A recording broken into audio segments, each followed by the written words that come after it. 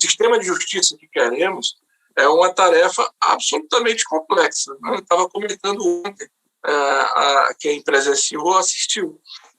Porque antes de a gente se perguntar que modelo de sistema de justiça a gente quer, a gente tem que se perguntar que modelo de Estado a gente espera. Né? E aí a gente vai discutir, né, se é um Estado realmente liberal burguês, é um Estado que entrega todo o seu controle judiciário, mas não só o controle judiciário, as suas instituições e as suas perspectivas de formação e finalidade ao liberalismo, ou se é um Estado social, se é um Estado social democrático de direito, como na Espanha, se é um Estado democrático de direito no Brasil, se é um Estado democrático social, como na Alemanha, se é um Estado democrático social de direito e de justiça, como na Venezuela, ou se é um Estado social de direito plurinacional comunitário, como na Bolívia. Então, essa discussão sobre a natureza do Estado, ela é necessária que seja feita, como também é necessário compreender que o Estado ele exerce um poder que, pela nossa compreensão jurídica, e isso é mais ou menos, acredito, nem mais ou menos acreditado, em escala, ele emana do povo. Né? Então, teoricamente, pelas vias estruturais, do povo para o povo pelo povo, né? Relembrando o Lincoln. Essa é a ideia que está constitucionalizada e é assim que a gente precisa pensar a formação do Estado e claro, dos seus poderes. Quando a Constituição fala em 3 poderes independentes e harmônicos, no artigo 2º, ela não nega que o poder emana do povo. Ela está delineando só uma repartição funcional que considera mais adequada para um exercício ótimo do poder que emana do povo, em 3 poderes. Mas o poder é único. Então, se o Montesquieu, no século XVIII, lá no Espírito das Leis, pensou em 3 poderes, porque, segundo Montesquieu, salvo engano, todo homem que detém o poder tende a abusar dele, né? Isso foi um problema do Montesquieu. Né? Foi o modo como Montesquieu imaginou que o Estado desenvolveria bem essa sua finalidade de realizar o poder. Né? O poder legislativo, né, para elaborar leis, que é para determinadas épocas ou permanentemente, né, tendo o poder de revisar a lei, de revogar, de criar novas leis, um poder executivo, né, que seria assumido pelo príncipe ou pelo magistrado, né, que daria execução aquelas normas que tinham sido criadas, e, por último, um poder judiciário, que teria a competência de punir crimes e julgar litígios de maneira geral, de maneira civil. Essa era a ideia tripartite, né, que eventualmente foi adotada em escala global. Um poder legislativo, né, para fazer política, um poder executivo para fazer política numa escala menor e o poder judiciário com uma função, de uma certa maneira, nula em relação aos demais poderes, que teria a função de resolver os litígios em geral. Essa foi a ideia do Montesquieu, que foi adotado no Brasil desde a República, e a nossa Constituição diz isso, né? Assegura isso. Mas na Venezuela, por exemplo, são 5 poderes. Né? Se tem o poder legislativo, executivo, judiciário, poder cidadão e o poder eleitoral, porque eleição não é coisa de judiciário, é coisa de povo. Né? Na Bolívia, são 4 poderes: legislativo, executivo, judiciário e o poder eleitoral, né? Dentro dessa mesma perspectiva que eleição é coisa de povo, não é coisa de judiciário. Né? Bom, então nós acolhemos essa ideia tripartite. Mas aí a gente pergunta, esse é o melhor modelo? Né? É uma pergunta que a gente tem que fazer antes de discutir o sistema de justiça. Porque o poder judiciário, que deveria fazer política, deveria ser nulo em relação à política, em relação aos demais poderes, no Brasil, pelo fato dele ser intérprete, por excelência da Constituição, ele tem moderado, tem funcionado mais ou menos como um poder moderador. Né? Quer dizer, além da função judicante, né, o Poder Judiciário acaba dizendo o que como se lê e escreve a Constituição. Né?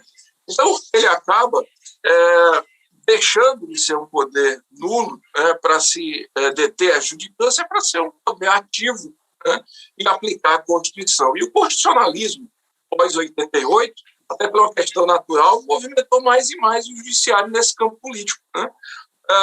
Certamente pela expectativa que se gerava desde a ditadura, quando a lei era uma lei esquizofrênica e você precisava de uma decisão judicial, às vezes, para conseguir uma proteção contra uma demanda de posse, né? Ou então mesmo um aprisionamento ilegal, enfim, né? Um ativismo judicial que foi nascendo com o tempo e que foi fortalecido pela ideia do constitucionalismo pós-88. Qual é o problema, em resumo? Né? É que o risco de um judiciário hipertrofiado é o autoritarismo interno do judiciário e o externo, né? Lembrar que, entre todos os poderes, isso foi dito ontem, o judiciário é o mais aristocrático, né? Desde a origem, quando o rei de Portugal distribuiu os cargos da magistratura entre os seus beneficiados da burocracia estatal, né? Até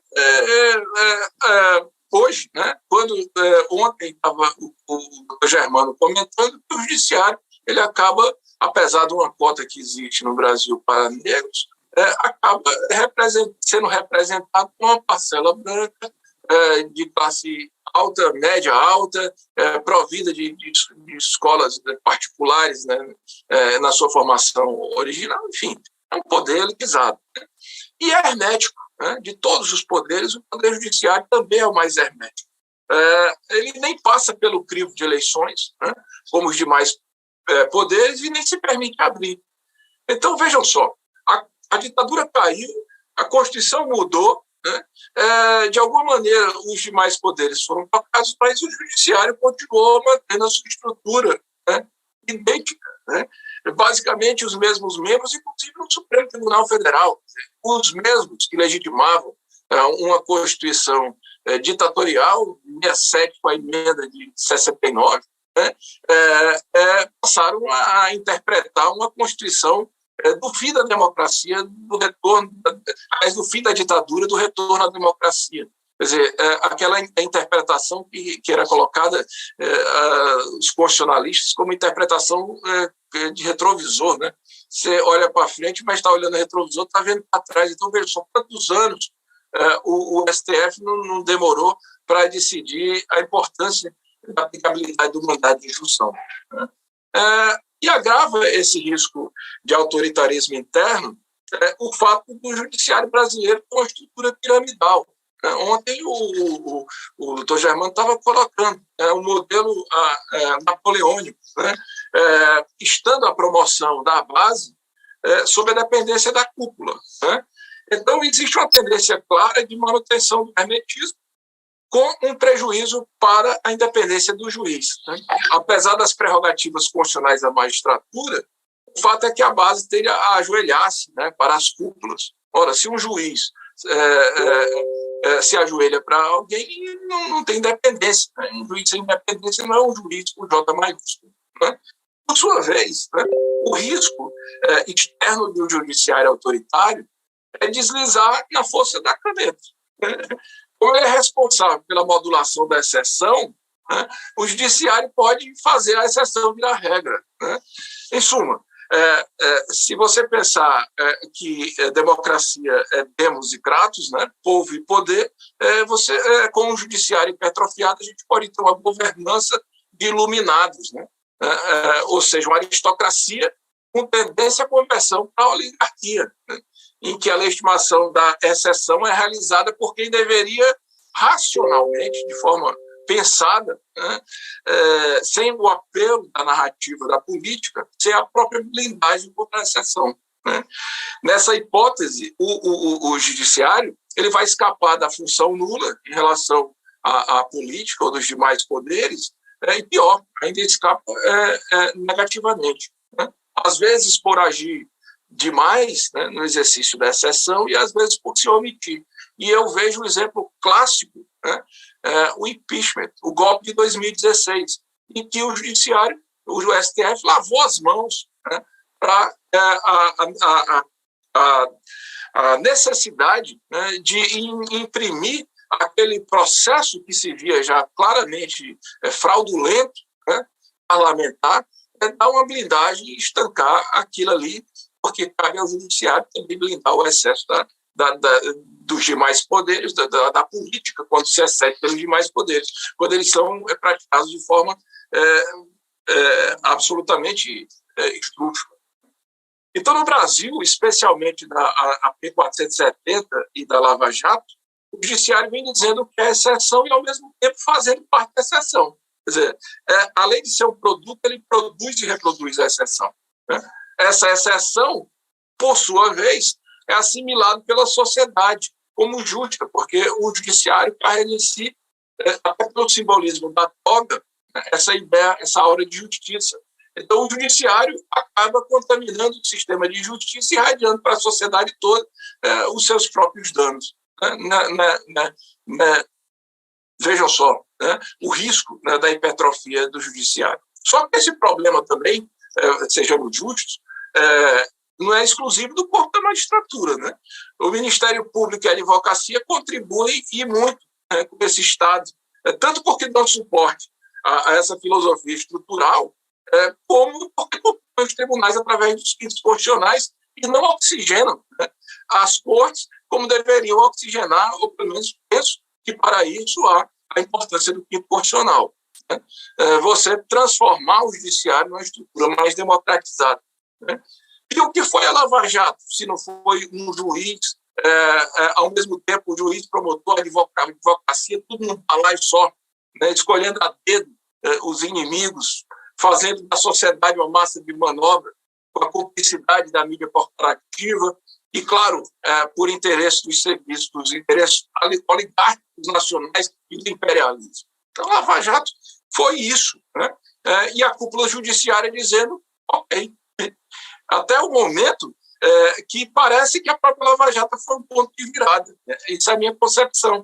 Porque os absurdos judiciários foram tamanhos, eles foram tão medonhos, né, como se diz aqui no Ceará, não só nas liberdades individuais, que foram suprimidas de forma absolutamente inimagináveis, especialmente do presidente Lula, como a própria democracia brasileira, né, sofreu um golpe, né? E o judiciário, parece o STF ter percebido, pelo menos uma parte, que esticou demais a corda, né? O apelo ao fascismo, que parece não ter sido uma necessidade pretendida inicialmente, pelo menos é a minha ideia, né?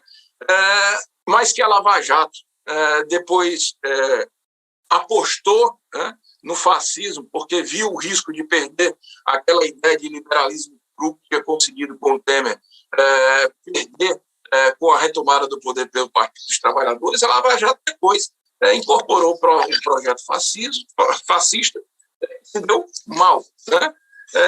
Então,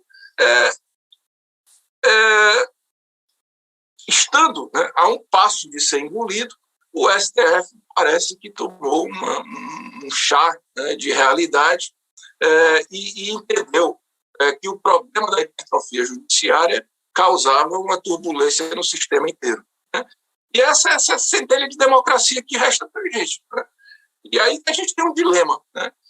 Apoiar o judiciário como nunca a gente apoiou antes, sabendo que judicializar tudo na política significa negar a política, né, de uma certa maneira, né? E aí isso é horrível, porque há muitos reveses, né? O judiciário, inclusive, está muito longe de ser em si a solução para qualquer coisa. Pelo contrário, submeter a política ao judiciário pode resultar na servidão voluntária, a fina flor da aristocracia, né? Mas, por outro lado, risco judiciário e sucumbir de vez ainda nessa centelha de democracia que resta, né? De tal maneira que por isso a gente defende tanto o judiciário nesse momento, porque a gente sabe que, nesse momento, defender é a resistência possível, pelo menos dentro desse sistema, né? Então, assim, a ideia é que, para equilibrar a democracia, já estou terminando, né, o sistema seja refreado pelos demais poderes, sistema, de acordo com o sistema de freios e contrapeso. Mas o judiciário também tem que ser autocontrolado, né? Ele tem que ser autocontrolado, né? Em si, ele precisa de democrático. De alguma maneira, o judiciário tem que ser monitorado de dentro com uma conotação social, né? E a ideia de ter um órgão de composição híbrida formado por integrantes da sociedade para fiscalizar, monitorar o judiciário, mas também sistematizar estudos visando a melhoria do sistema, foi uma preocupação da emenda 45 de 2004 e foi criado o CNJ. Né? O problema é que, no que toca ao CNJ, eu compreendo que a participação, por exemplo, da composição não pode ser sobejamente ditada pelas cortes superiores, como é o que acontece hoje. Né? Ora, se o autocontrole ele tem a necessidade de existir, é para potencializar a independência judicial e não para frustrar. Né? É o risco de você ter mais um órgão que, na verdade, ao invés de democratizar o sistema, está reforçando as desigualdades, acorrentando ainda mais o judiciário. Pois bem, vejam só que eu já vou terminar. O CNJ se compõe de 15 membros, com mandato de 2 anos admitida a recondução. Na redação originária, se dizia que o CNJ, o presidente do CNJ seria o ministro do Supremo Tribunal Federal indicado pelo STF. Já mudou a redação para dizer é o presidente do Supremo Tribunal Federal. Né?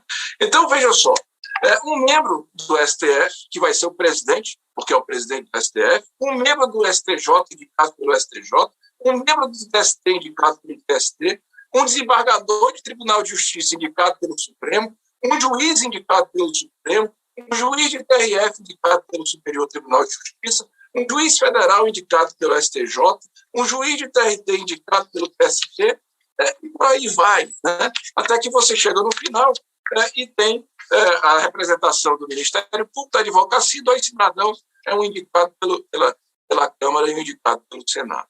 É ou não é uma estrutura dominada pela cúpula judiciária? Né? Detalhe, né? O Poder Judiciário deveria ser uma coisa e o Tribunal, o controle do Judiciário, né, que pensa o Poder Judiciário, deveria ser uma coisa, né? E o pensar da Constituição deveria ser outra. Né? Deveria existir um sistema judiciário e um tribunal constitucional. Porque exercer a jurisdição, né, de alguma maneira, você ser nulo do ponto de vista da política. Né? Você não vai ser claro. É claro que o juiz ele não é neutro diante dos fatos. Né? Ele carrega consigo uma experiência de vida, um modo de entender o mundo, mas ele tem que ser imparcial perante as partes. Né? E para ser imparcial e realizar a justiça, o juiz não pode fazer política no processo. Né? Essa é a ideia da judicância, da judicatura.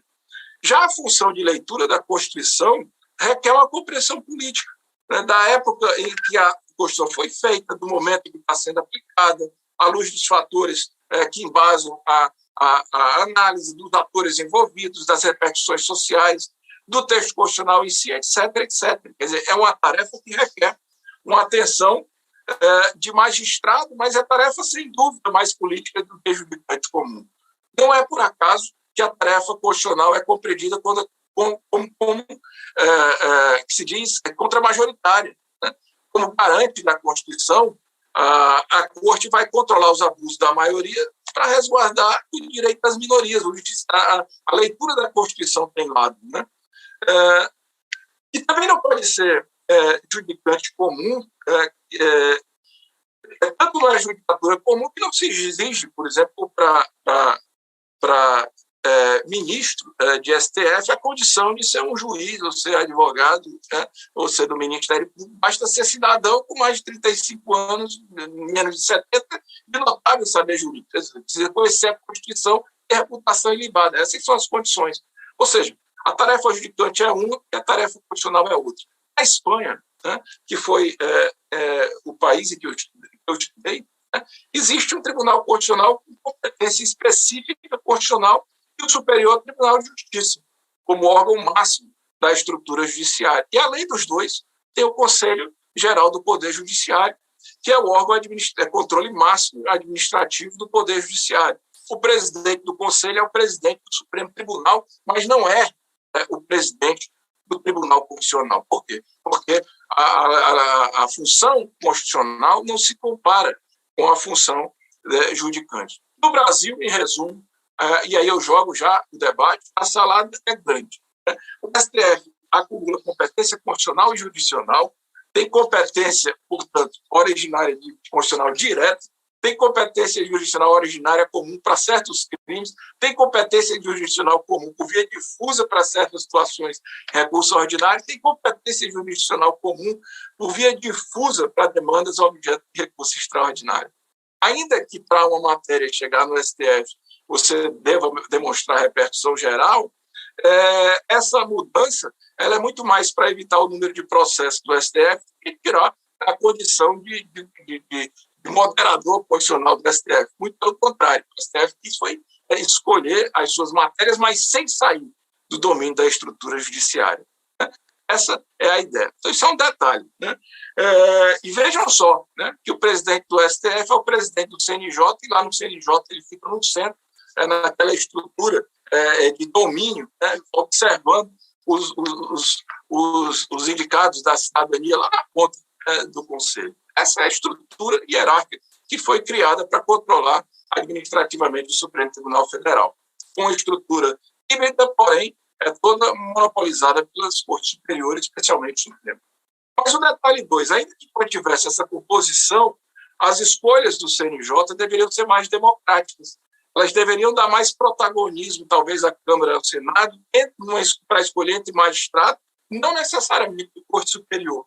As escolhas para o STF também, viu? Que as escolhas para o STF deveriam ter mais indicações de nomes da Câmara e do Senado, é assim, pelo menos, na Espanha. São professores das universidades que vão para o Tribunal Constitucional. Não são juízes, professores, advogados, professores que vão para a Constituição. Para o Judiciário é outra coisa, né?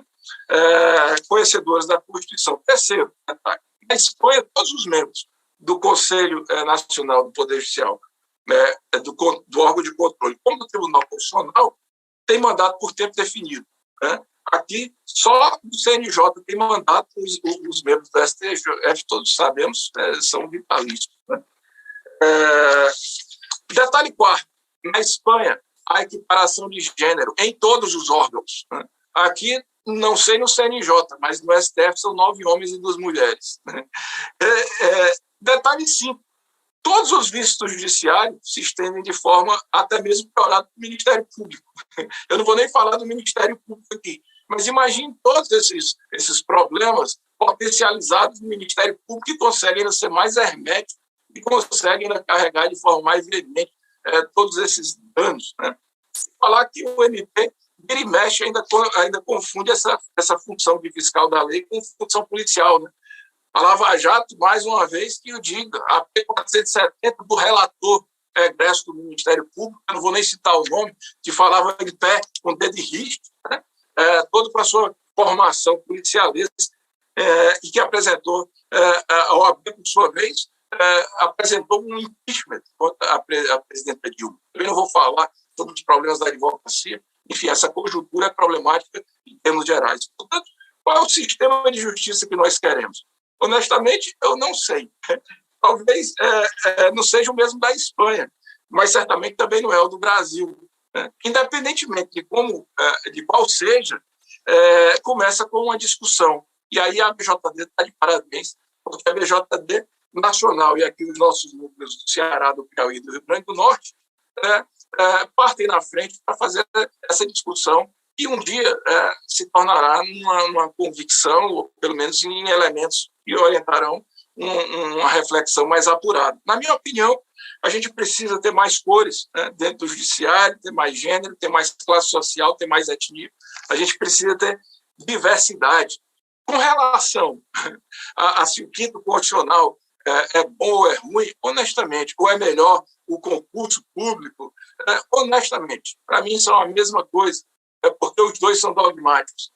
Não é porque a concursite é um dogmatismo na aplicação do direito que a seleção do nosso quinto constitucional tenha sido diferente.